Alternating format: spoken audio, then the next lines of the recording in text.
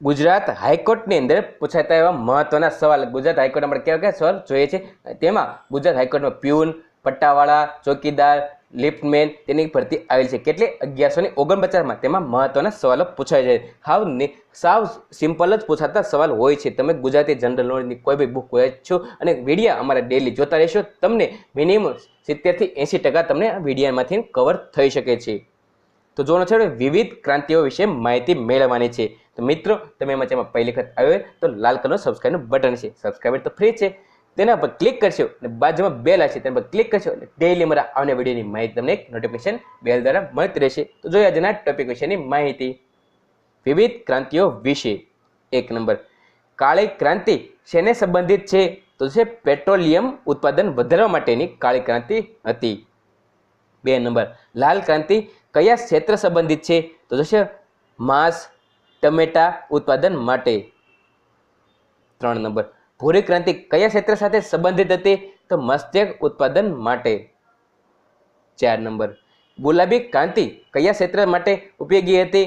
તો ઝીંગા, ડુંગળી, ઔષધ ઉત્પાદન માટે. 5 નંબર, બદામી ક્રાંતિ કયા ક્ષેત્ર માટે ઉપયોગી હતી? તો મસાલા ઉત્પાદન માટે. 6 નંબર, શ્વેત ક્રાંતિ શેના માટે ઉત્પાદન હતી? તો દૂધ ઉત્પાદન માટે.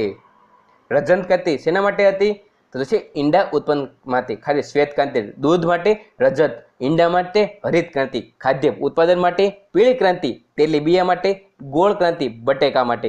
ખાદ્ય તો બધી લાઈનો તમને યાદ રહી શકે છે. શ્વેત ક્રાંતિ દૂધ ઉત્પાદન, રજત ક્રાંતિ ઈંડા ઉત્પાદન માટે, હરિત ક્રાંતિ ખાદ્ય અન્ય ઉત્પાદન માટે, પીળી ક્રાંતિ તો તેલીબિયા માટે, ગોળ ક્રાંતિ તો બટેકા ગોળ હોય તો બટેકા વિશે, રજત રેસા તો કપાસ ઉત્પાદન માટે, સોનેરી ક્રાંતિ ફળ અને મધ માટે. શેની? સોનેરી ક્રાંતિ ફળ અને મધ માટે.